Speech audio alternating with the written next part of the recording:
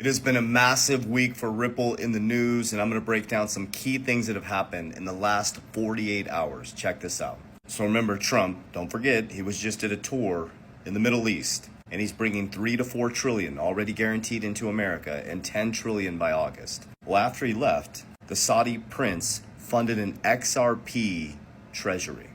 NASDAQ listed Vivo Power has secured $121 million of a funding round to do the world's first publicly traded XRP-centered treasury. XRP-centered treasury. Hidden Road launches crypto over-the-counter OTC swaps in the United States. Hyperscale Data plans a $10 million XRP acquisition, and a Chinese company funded a $300 million XRP strategic reserve. I will continue to say it. XRP and Bitcoin will be number 1 and number 2. They're 2 of my largest holdings, and there's 4 things I focus on. I'll repeat this over and over again.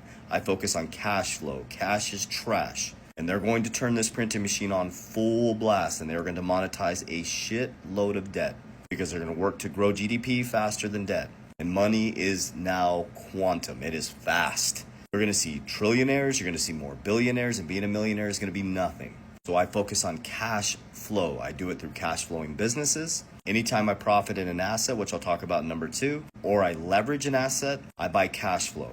So businesses, cash generating dividends.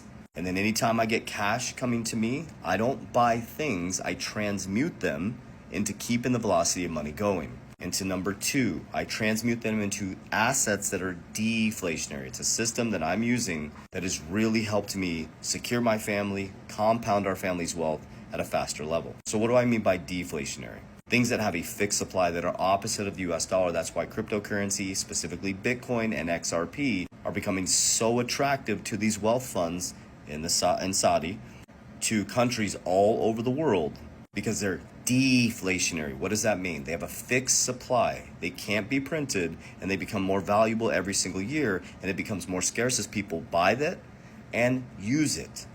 So it's opposite of the fiat fake system. My strategy is create cash flow, store my cash flow in deflationary assets that grow and compound. Some take longer, some are a little bit slower, but as you're losing 19% of your buying power from 2020 to 2024, I gained 600% on my XRP and 195% on my Bitcoin. So as people told me I was crazy for getting into crypto, I actually increased 600% in one and 195% in another. But I'm not foolish when I profit like that. And I'll talk about my Bitcoin. I don't ever sell Bitcoin. I'll explain that in leverage. But when I profit in assets all outside of Bitcoin, I pull some off the top of the risk pyramid, volatility, and I bring it down the risk pyramid to protection. Life insurance has been around since the Roman days when they're clipping our coins. The same shit they're doing now. Never changes. Nothing new under the sun. It's just a different scenery, just a different mechanism.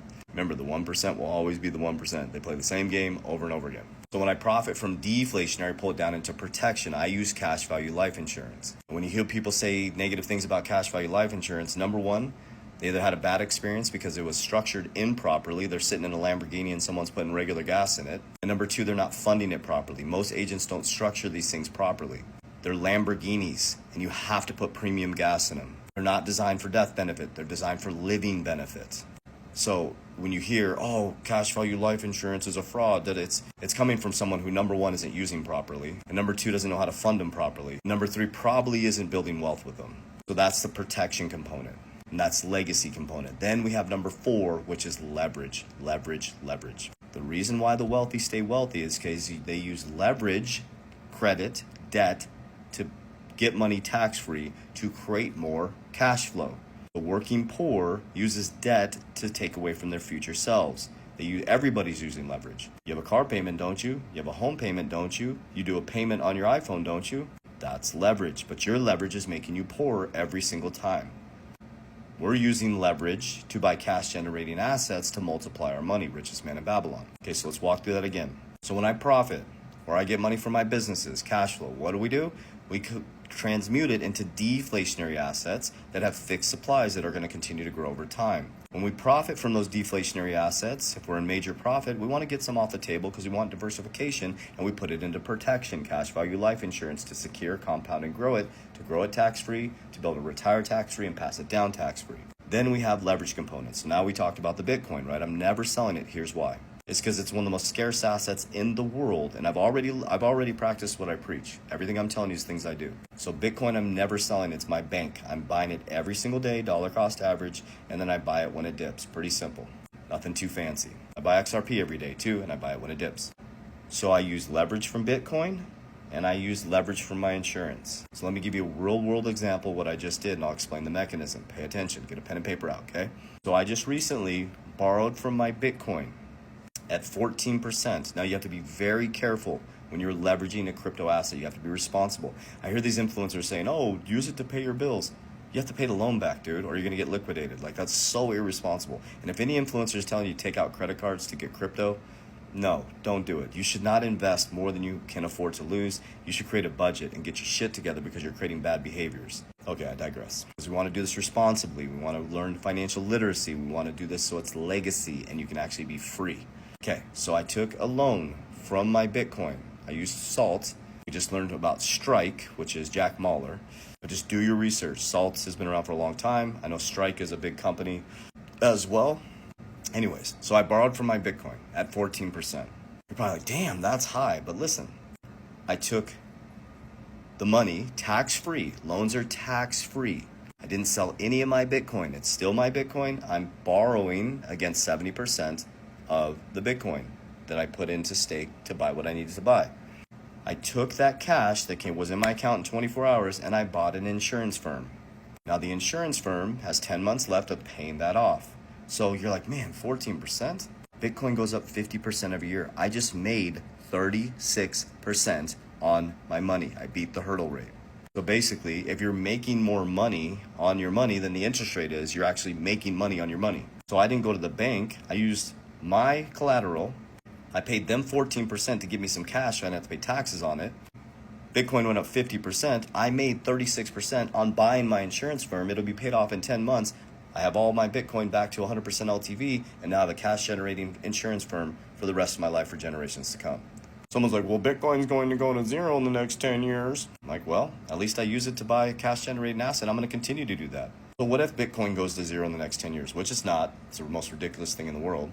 But if it does, along the way, I'll probably have 5, 6, 7, 8, maybe 10 cash generating businesses or assets that I bought throughout that time because I'm richest man in Babylon. I didn't buy Lambos and Rolexes and all these things these people are trying to flex on you.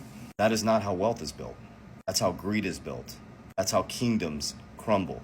Now, it's okay to buy that stuff, but you'll never see me flexing that stuff because wealth is silent. Wealth is quiet. Wealth is patient. Wealth is disciplined. Wealth is consistent. And wealth doesn't give a flying shit what you think about what they have. So let's work together, lock arm in arm together, and let's develop financial literacy. If you're here this long, you're a true warrior. Comment warrior. Because most people can't make it 8 minutes and 19 seconds. And that's the issue.